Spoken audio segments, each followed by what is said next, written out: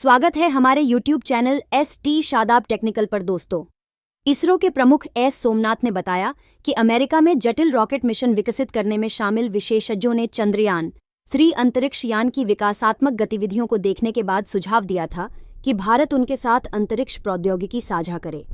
America में जटिल rocket mission विकसित करने में शामिल विशेषज्ञों ने चंद्रयान 3 अंतरिक्ष यान की विकासात्मक गतिविधियों को देखने के बाद सुझाव दिया था कि भारत उनके साथ अंतरिक्ष प्रौद्योगिकी साझा करे। भारतीय अंतरिक्ष अनुसंधान संगठन इसरो के प्रमुख एस सोमनाथ ने रविवार को यह बात कही। यहां एक कार्यक्रम में उन्होंने कहा कि समय बदल गया है और भारत सर्वश्रेष्ठ उपकरण और रॉकेट बनाने में सक्षम है। यही वजह है कि प्रधानमंत्री नरेंद्र मोदी ने अंतरिक्ष क्षेत्र को निजी कंपनियों के लिए खोल दिया है। सोमनाथ आज दिवंगत पूर्व राष्ट्रपति की 99वीं जयंती के मौके पर डॉ. APJ अब्दुल कलाम फाउंडेशन द्वारा आयोजित एक कार्यक्रम में छात्रों को संबोधित कर रहे थे। इसरो प्रमुख ने कहा, हमारा देश एक बहुत शक्तिशाली राष्ट्र है।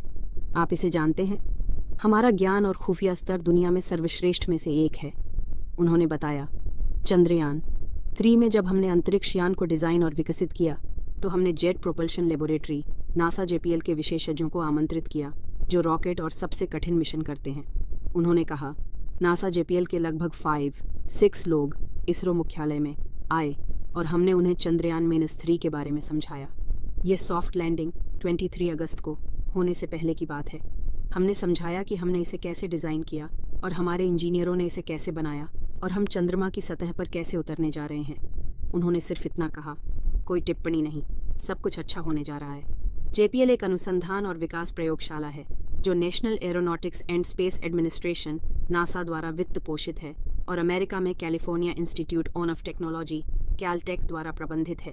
सोमनाथ ने कहा, उन्होंने अमेरिकी अंतरिक्ष विशेषज्ञों ने भी एक बात कही, वैज्ञानिक उपकरणों को देखिए, ये बहुत सस्ते हैं, निर्माण करने के लिए बहुत आसान है और वे उच्च तकनीक के हैं।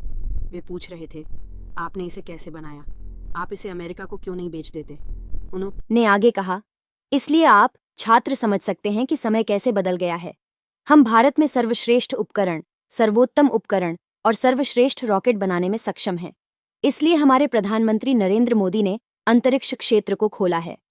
भारत ने 23 अगस्त चंद्रयान 3 विक्रम लैंडर को चंद्रमा के दक्षिणी ध्रुव पर सफलतापूर्वक उतारा था। इसके साथ ही यह अमेरिका, चीन और पूर्ववर्ती सोवियत संघ रूस के बाद चांद पर उतरने की उपलब्धि हासिल करने वाला चौथा देश बन गया। चंद्रमा के दक्षिण ध्रुव पर अपने यान को उतरने वाला भारत पहला देश है।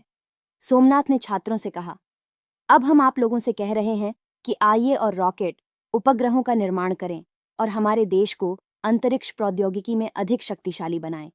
केवल इसरो ही नहीं, हर कोई अंतरिक्ष में ऐसा कर सकता है। एक कंपनी चेन्नई में अग्निकुल नामक रॉकेट बना रही है और दूसरी हैदराबाद में स्काईरूट नाम से है।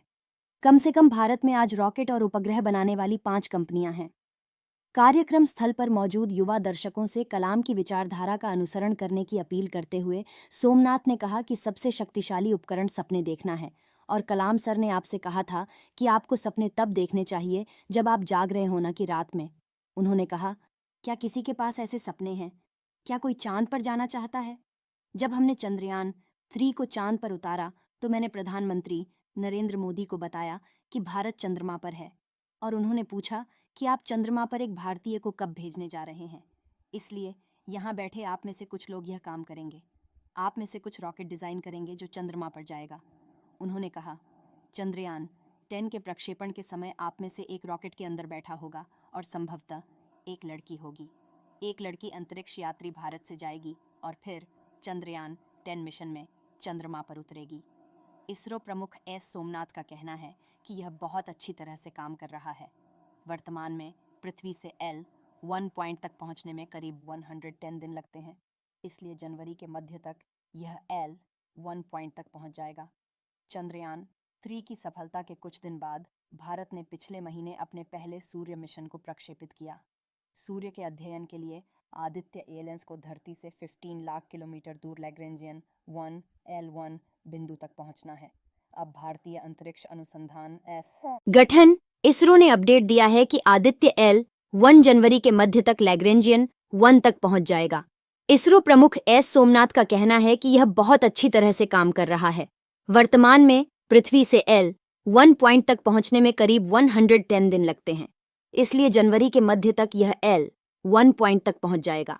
इसके बाद आदित्य L1 को पृथ्वी से 15 लाख किलोमीटर दूर लैग्रेंजियन पॉइंट के हेलो ऑर्बिट में स्थापित किया जाएगा। आदित्य L1 पर लगे पेलोड सूरज की रोशनी, प्लाज्मा और चुंबकीय क्षेत्र का अध्ययन करेंगे। बता दें, सोमनाथ तमिलनाडु के मदुरई में पत्रकारों से बात कर रहे थे। गौरतलब है कि इसरो ने 2 सितंबर को PSLV-C57 लॉन्च व्हीकल से आदित्य L1 को सफलतापूर्वक लॉन्च किया। यह लॉन्चिंग आंध्र प्रदेश के श्रीहरिकोटा के सतीश धवन स्पेस सेंटर से हुई। यह मिशन भी चंद्रयान 3 की तरह पहले पृथ्वी की परिक्रमा करेगा और फिर यह तेजी से सूरज की दिशा में उड़ान भरेगा।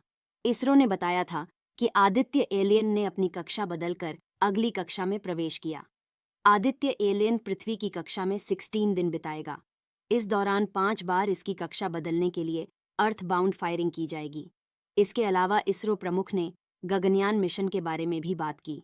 उन्होंने कहा कि परीक्षण वाहन DN मिशन 21 अक्टूबर के लिए निर्धारित है। यह गगनयान कार्यक्रम है।